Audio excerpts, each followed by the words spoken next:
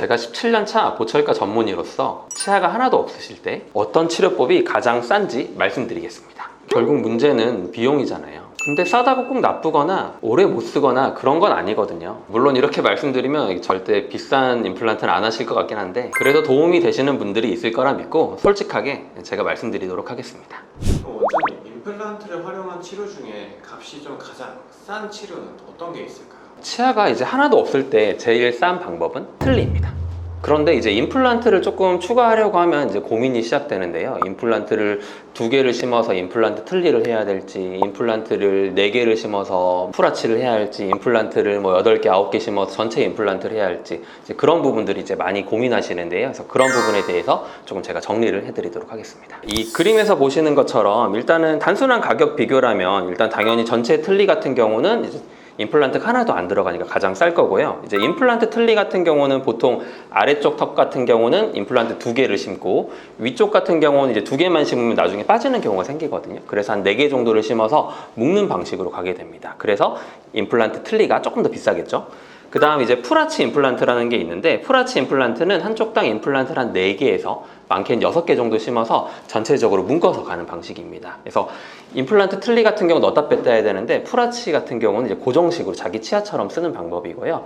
이제 마지막으로 이제 전체 임플란트, 이 사진에서 보시는 것처럼 전체 임플란트가 있는데 전체 임플란트는 6개, 8개, 9개, 많게는 10개까지도 임플란트를 심어서 치아들을 전체적으로 다 만드는 방법이라고 보시면 되겠습니다. 아무래도 그러다 보니까 임플란트도 많이 심어야 되고 뼈 이식도 해야 되고 할 수가 있기 때문에 가장 가격은 비싸다고 생각하시면 되겠습니다. 또 전체 틀니 같은 경우는 이제 보험이 되면 한 개당 한 40만 원 정도면 하실 수 있고요. 근데 이제 보험이 안 되면 보통 한 120에서 많게는 한 200만 원까지 받고 있는 걸로 알고 있고 전체 임플란트 같은 경우는 보통은 한 개당 한 100만 원씩 생각한다고 하면 대략적으로 한 1000만 원에서 좀 왔다 갔다 하는 것 같고 근데 정말 좀 상업적인 데는 뭐 600만 원도 있고 400만 원도 있긴 한데 뼈 이식도 하고 뭘 하다 보면 거의 비슷해지는 경향은 있거든요. 그래서 전체 임플란트 같은 경우는 한 1000만 원 언저리에서 왔다 갔다 하지 않을까.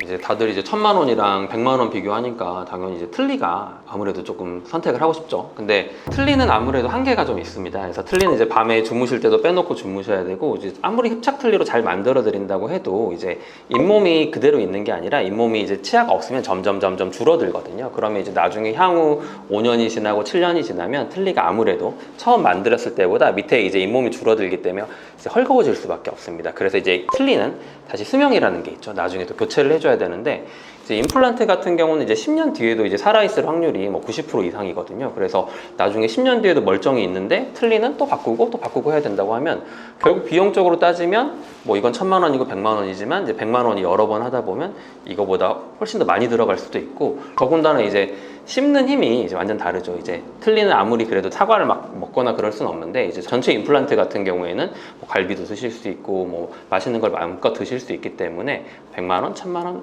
차이는 조금 생각해 봐야 되지 않나 좀 싶습니다. 경제적 상황에 맞게 하시면 된다고 보고요. 그래서 가능하고 이제 경제적으로 좀 여유가 되시면 당연히 임플란트를 조금 더 심으셔서 전체 임플란트 쪽으로 가시고 상황에 맞춰서 조금 좋은 방법을 선택하는 게 좋겠습니다. 이제 거기서 이제 중간 단계 이제 풀아치라는 걸 요즘에 좀 들어보신 분들도 있을 텐데요. 풀아치를 해야 될지 아니면 전체 임플란트를 해야 될지 다들 많이 고민을 하십니다. 그래서 딱 쉽게 한 가지로 딱 정리를 해드리면 전체 임플란트는 이제 뼈가 많으신 분들, 뼈가 원래 많이 있고 하신 분들은 치아만 만들어도 되는 분들 같은 경우는 전체 임플란트를 많이 심어서 하시는 게 제일 좋고요. 풀아치는 이제 잇몸까지 만드는 방법이거든요. 잇몸뼈가 많이 주저앉아서 이제 임플란트를 많이 심을 공간이 없기 때문에 이제 잇몸까지 많이 만들어야 되는 분들은 그래서 딱 필요한 정도, 한 4개에서 6개 정도만 심어서 뼈가 많이 없어지신 분들은 풀아치를 하시는 게 좋고 뼈가 이제 많이 있으신 분들은 전체 임플란트를 하시는 게 좋다고 보시면 되겠습니다. 그래서 이제 풀아치가 임플란트 4개로 전체를 회복할 수 있어서 이제 간혹 이제 비용 때문에 이제 풀아치를 하고 싶어 하시는 분들이 많이 계신데요. 이제 그것보다 더 중요한 거는 제가 봤을 때는 이제 치아가